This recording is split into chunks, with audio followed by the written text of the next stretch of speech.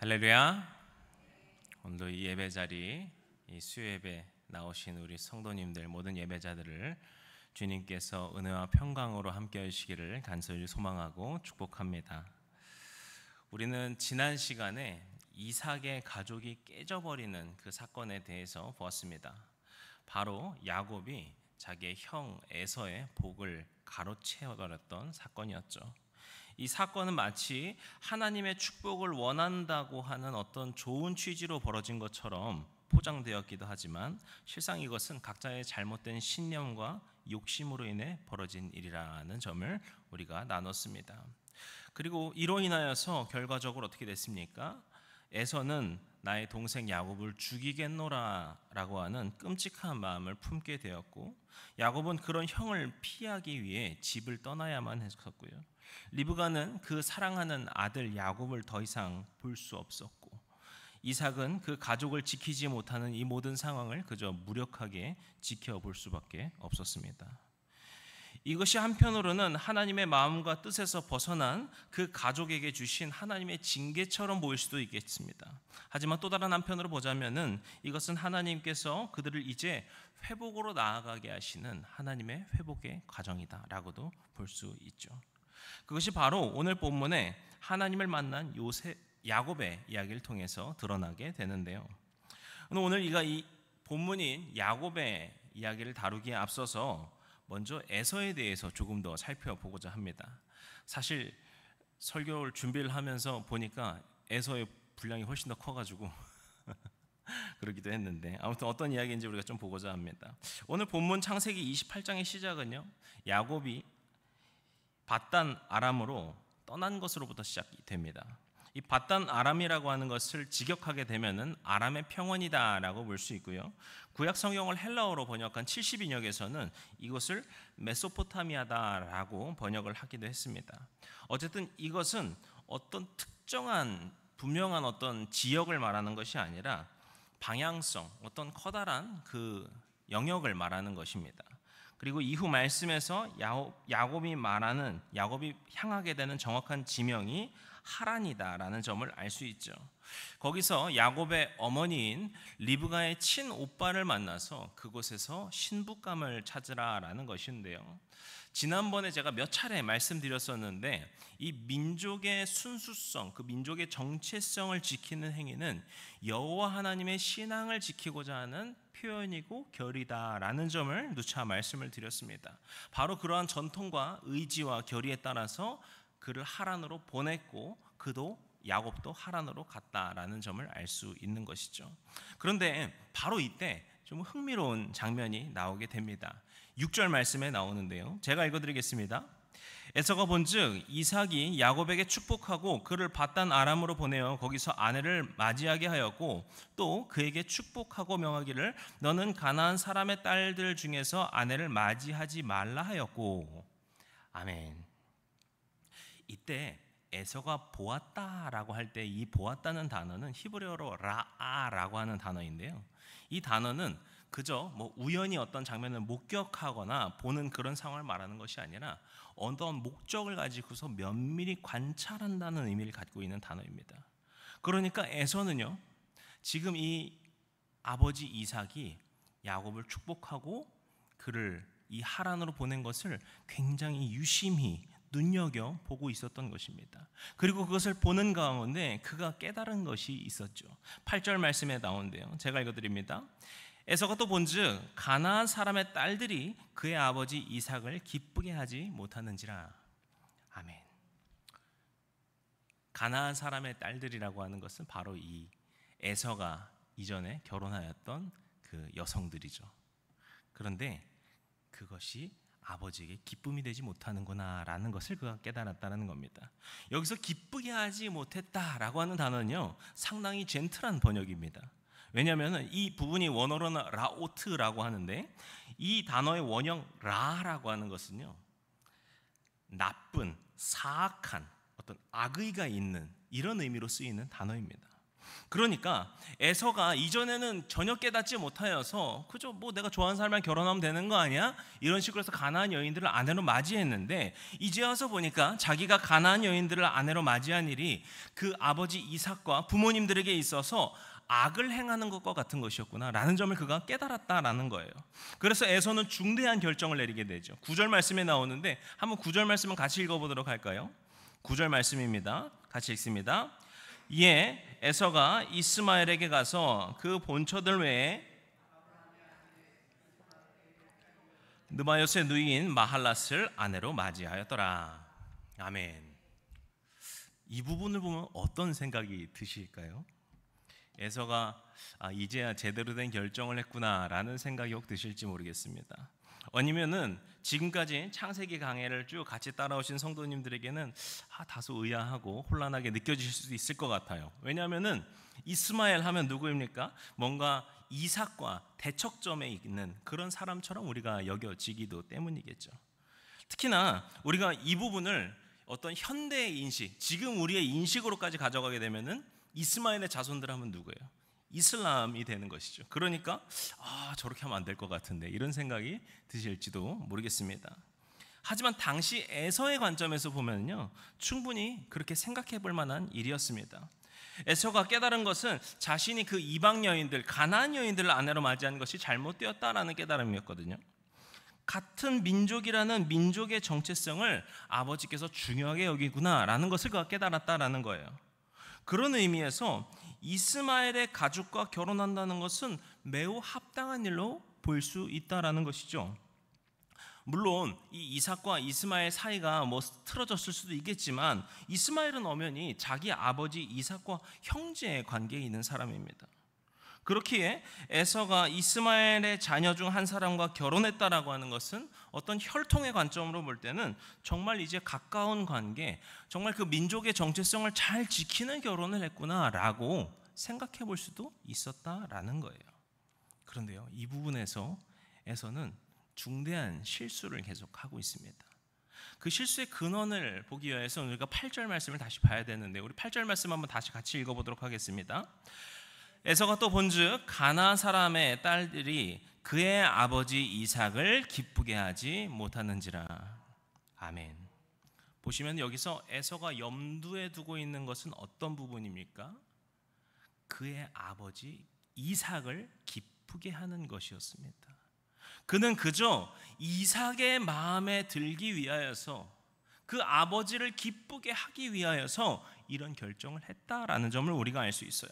하지만 지난 설교 때도 말씀드렸지만 하나님께서는 이삭의 그 가정이 깨어지는 과정을 통하여서 그들이 다시 하나님께 나아오고 하나님 앞에 회개하고 하나님 안에서 회복되는 길로 인도하는 것이다라는 점을 말씀드렸습니다. 그러니까 에서가 지금 이 과정 속에서 생각해야 되는 것은 내가 어떻게 해야지 아버지를 기쁘게 할 것인가가 아니라 이 과정을 통해서 하나님을 진정 만나게 되기를 구해야 했던 것이죠. 하지만 에서는 그렇게 하지 않은 것이고요, 하나님을 중심에서 배제한 채 그저 아버지의, 인간의 눈에 기쁨이 되기 위한 결정을 합니다.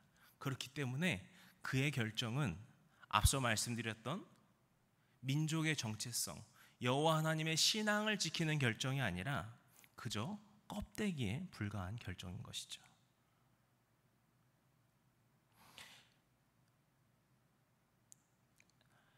때문에 에서가 이스마엘의 딸과 결혼한 행위 가운데에는 하나님과의 관계성이 없었던 겁니다.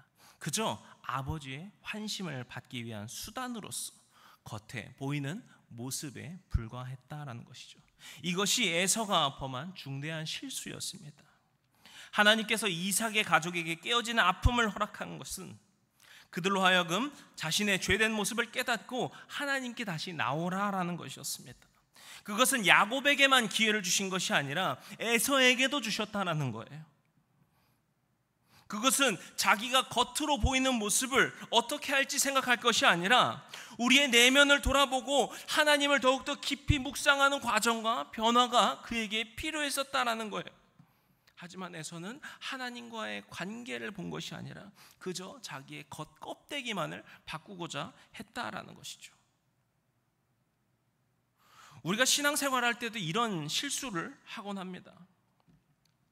우리 수요예배 이렇게 함께 하시는 성도님들은 이미 어느 정도 눈치채셨을지 모르겠지만 저는 표현을 할 때 종교라는 표현과 신앙이라는 표현을 좀 구분해서 표현하는 편입니다. 제가 여기서 말로 표현할 때 정의하는 종교라는 것은, 종교성이라고 하는 것은 바로 앞서 설명한 겉모습이라는 것입니다. 종교적인 제의와 종교적인 행위를 통하여서 그렇게 겉으로 보여지는 모습들을 말하는 것이죠. 이러한 종교적인 제의, 겉으로 하는 행위들이 잘못됐다는 말이 아니에요. 그런데 문제는 그 종교적인 제의가 그저 습관이 되고 남들에게 어떻게 내가 보여질까를 구하는 모습이 되고 나의 삶의 변화가 없는 그저 껍데기가 되었을 때 그 종교성이 문제가 된다는 겁니다. 성경에서 나온 대표적인 예시가 바로 바리새인이죠. 우리가요, 바리새인 하면요, 복음서에서 막 예수님과 대척하고 막 그랬던 모습만 떠올라서 바리새인 안 좋은 사람들이야라고 생각하기 쉽거든요. 그런데요, 사실 그 당시에 예수님 시대 때도 바리새인 하면은요, 그 유대인들에게 가장 존경받는 사람들이었습니다. 그 바리새인들의 태동부터 보더라도요, 그들은 성결운동, 우리가 하나님 앞에 거룩하게 삽시다를 말하면서 유대인들에게 그것을 가르쳤고 그것을 함께 행하고자 했던 집단이었던 것이거든요. 그런데 그 바리새인들이 왜 문제였고 예수님께서는 왜 계속 그들과 대척하였습니까? 그들의 그 첫마음, 그들의 마음의 중심이 변질된 채 그저 껍데기, 종교적인 제의만 남은 상태에서 살아왔기 때문입니다. 그래서 우리에게 중요한 것은 종교적인 껍데기만 보는 것이 아니라 바로 우리의 내면을 세우는 신앙이 필요하다는 거예요. 신앙이라고 하는 것은 그 단어부터 신을 향해 앙망하는 마음, 즉 우리가 하나님을 향하는 그 내면의 믿음을 뜻하는 단어이죠. 하나님께서는 우리가 하루에 몇 번 기도를 하는지, 몇 시간 기도하는지 그걸 계산해가지고 너 몇 시간 기도했으니까 잘했고 너 못했으니까 못했고 이걸 보시는 게 아니라는 거예요.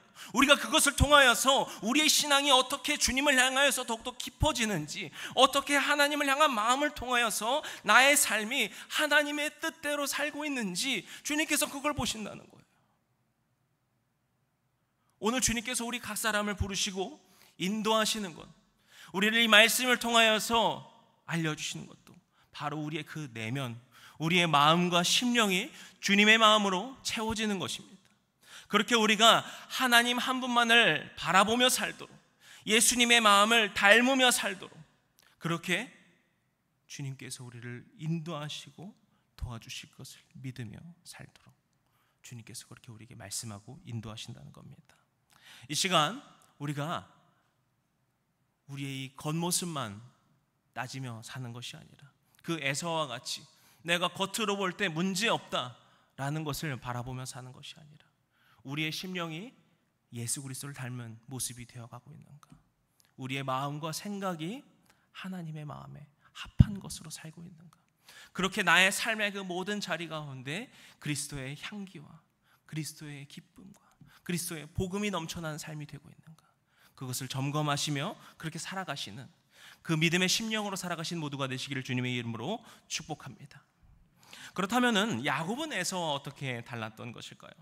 오늘 본문은 이제 야곱이 하란으로 가던 길에 놀라운 경험을 하게 된 것을 우리에게 설명해 주고 있는데요, 우리는 이 본문을 통하여서 하나님께서 야곱에게 보여주신 그 환상과 같은 것이 어떤 의미인지, 또 하나님께서 야곱에게 내리신 축복은 어떤 내용인지 그렇게 우리가 살펴볼 수도 있을 것입니다. 그런데 제가 이 시간에 조금 더 중요하게 보고자 하는 것은 바로 그냥 야곱이 하나님을 만났다라는 그 자체입니다. 지난 말씀 때도 나눴지만 야곱이 형의 축복을 가로채고자 했던 그 기저에는 하나님과의 어떤 관계적인 의미로서 그가 축복을 받고자 한 것이 아니라 그저 재산과 같은 의미에서 내가 이 축복이라는 재산을 받아내고자 했던 욕심이 있었습니다. 그저 축복을 받으면은 내 인생이 뭔가 잘 되지 않을까? 하나님의 축복을 받고 나면은 내 인생이 뭔가 좋아지지 않을까라고 하는 그저 자기 욕망과 자기 욕심에 그 기저가 깔려 있었다라는 거예요. 하지만 그가 광야에 나와서 홀로 있던 그 과정 속에서 이제 하나님을 인격적으로 만나게 되었다라는 거예요. 그저 나에게 축복을 주실 도구로서가 아니라, 나의 삶을 풍요하게 할 재산으로서가 아니라, 나의 인도자가 되시고 나의 보호자가 되시고 그렇게 나의 주인이 되신 주님을 경험했다라는 것이죠. 그래서 그가 이 놀라운 경험을 하고 나서 마지막에 서원하는 그 기도 가운데는 중요한 의미가 담겨 있습니다. 우리 20절 21절 말씀 같이 읽도록 하겠습니다. 야곱이 서원하여 이르되 하나님이 나와 함께 하셔서 내가 가는 이 길에서 나를 지키시고 먹을 떡과 입을 옷을 주시어 내가 평안히 아버지 집으로 돌아오게 하시오면 여호와께서 나의 하나님이 되실 것이요. 아멘. 우리가 이 기도를 보면요, 좀 표현이 그렇지만 좀 맹랑한 기도처럼 보일지도 모르겠습니다. 뭐 하나님한테 뭐 이렇게 할 때 뭐 이렇게 조건을 걸고 이렇게 기도를 해, 이런 생각이 드실지도 몰라요. 그래서 그렇게 보면은 뭔가 아직 그의 기도가 바람직하지 않은 것 같은데, 불순한 것 같은데, 이런 생각이 들 수도 모르겠습니다. 그런데 앞서 말씀드렸듯이 전에 야곱에게 있어 하나님은 그저 축복을 위한 도구에 불과했습니다. 하지만 방금 본문에서 야곱이 바라는 것에서 중요한 변화가 있는 것을 우리가 눈치챌 수 있는데요, 먼저 그는 가장 처음에 하나님이 나와 함께 하셔서, 즉 그는 무엇을 구하고 있습니까? 하나님이 나와 함께 하심을 구하고 있어요. 하나님이 나에게 무엇을 주실까? 하나님이 나에게 어떤 삶의 풍요를 주실까? 나의 삶을 어떻게 많이 누리도록 하실까? 그걸 구하고 있는 게 아니라 나의 삶에 이제 하나님께서 함께 하시는 삶이 되면 좋겠다. 그가 그것을 구하고 있었다라는 거예요. 그리고 마지막을 보시면은 그가 어떻게 고백을 합니까? 여호와께서 나의 하나님이 되실 것이요 라고 고백하고 있죠. 하나님이 그저 도구로서가 아니라 이제 자신과의 관계성에서 세워지고 있다라는 것을 우리가 눈치챌 수 있습니다. 이제 야곱은 하나님께서 함께 하시는 복을 마음 깊은 곳에서 깨달았다라는 것이죠. 그렇게 야곱은 자신이 하나님을 만난 그곳을 기념하며 돌을 쌓아서 그곳을 베델, 하나님의 집이다라고 칭하게 됩니다. 야곱이 그것을 기념했다라고 하는 것은 그곳을 계속해서 기억하고자 했음을 우리가 알 수 있어요. 즉 그는 하나님을 자신이 만났던 그 하나님을 인격적으로 만났던 그 장소, 그 순간, 그 모든 경험을 그 어느 한순간의 꿈으로서 지나치고자 한 것이 아니라 자신의 영적인 길라잡이와 같고 자신의 표대와 같고 자신의 믿음의 중심을 잡아주는 곳으로 그것을 항상 기억하고자 했다라는 것이죠. 저는 우리가 우리의 신앙을 지키기 위해서 필요한 것이 바로 이것이다라는 생각이 듭니다. 앞서도 말씀드렸던 바리새인들, 말씀드린 것처럼 바리새인들은 정말 뜨거운 마음을 가지고서 태동되었던 집단이었습니다. 우리가 정말 하나님 앞에 옳지 못하였구나, 우리가 하나님 앞에 거룩하지 못하였구나, 그래서 우리가 멸망하게 되었구나, 이제 우리가 거룩하게 하나님 앞에 살자, 우리가 성결하게 하나님 앞에 나아가자, 하나님의 백성된 모습으로 살아가자. 그들이 그런 뜨거운 마음을 가지고서 바리새파로서 백성들을 가르치고 했었다라는 거예요. 그런데 그 첫 마음, 그 마음의 중심이 사라지기 시작할 때, 그저 그것이 다 소멸되어서 껍데기만 남아져 버렸을 때, 그들은 메시아이신 그리스도를 핍박하고 죽이기에 앞장서는 것을 볼 수 있죠. 우리의 신앙생활이 하는 것도 그렇습니다. 우리가 그 첫 마음, 내가 그 뜨거웠던 그 마음을 잃어버리게 되면 우리는 점점 하나님과 멀어지는 것을 경험할 수 있습니다. 저희 부모님께서, 제가 저희 부모님 사역에 대해서 거의 잘 말씀을 안 드리긴 하는데, 저희 부모님이 이제 드레스티아스라고 하는 사역을 러시아에서 하고 계시는데 3박 4일 동안 이렇게 영성 훈련을 하는 프로그램입니다. 그래서 그곳에서 정말 뜨거운 경험, 하나님의 사랑을 다시 깨닫고 하는 그 경험을 하는 그 귀중한 시간인데요, 저도 이제 같이 늘 돕고 이렇게 함께 했었다 보니까 그곳에서 여러 가지들을 함께 돕고 하는 경험들을 하면서 사람들을 볼 때 느끼는 것이 있습니다. 그 사람들 중에서 내가 정말 겪었던 그 뜨거운 마음들을 계속해서 기억하면서 살아가는 사람들이 있어요. 내가 그때 하나님을 만났던 뜨거운 마음, 그때 그 뜨거운 눈물, 그 사랑들을 계속해서 기억하며 살아가는 사람들이 있습니다. 그런데요, 안타깝게도 그 중에는 그 뜨거운 마음은 잃어버린 채 트레스티아스라고 하는 그 부모님 하신 그 사역의 그 껍데기만 바라보고 있는 사람들도 생겨요. 그리고 그 사람들이 꼭 문제를 일으킵니다. 얼마 안 된 성도들을 막 가르치면서 왜 똑바로 안 하냐 막 이런 것들 하기 시작해요. 그렇게 해서 망가뜨리는 것들, 그런 것들을 보게 됩니다. 우리가 첫 마음을 지킨다라고 하는 것은 내가 그냥 가만히 기다리고 있으면 알아서 지켜지는 것이 아니라 우리는 그 첫 마음을 지키기 위해서 항상 노력해야 합니다. 야곱이 그 베델에 제단을 쌓아서 그 돌기둥을 쌓아서 그게 얼마나 남아 있었겠어요. 하지만 그것을 함으로써 야곱은 그곳을 지나칠 때마다 바라볼 때마다 맞아, 내가 하나님을 그곳에서 만났어. 내가 하나님을 경험했어. 내가 하나님께서 찾아오심을 느꼈어 라고 하는 첫 마음을 계속해서 기억해달라는 거예요. 사랑하는 성도 여러분, 여러분도 각자의 첫 마음이 있으시리라 믿습니다. 우리의 신앙을 뜨겁게 하였고 하나님의 사랑으로 가득 채우고자 했던 그 놀라운 경험들이 있으실 겁니다. 우리는 그것을 옛날의 추억으로만 여기면 안 됩니다. 우리가 그것을 붙들고 기억하여서 그것이 우리의 영적인 길라잡이가 되어서 우리의 믿음을 다시금 바라보고 재단하고 그렇게 우리의 첫 마음을 잃어버리지 않는 사랑의 믿음의 이정표가 되어야 합니다.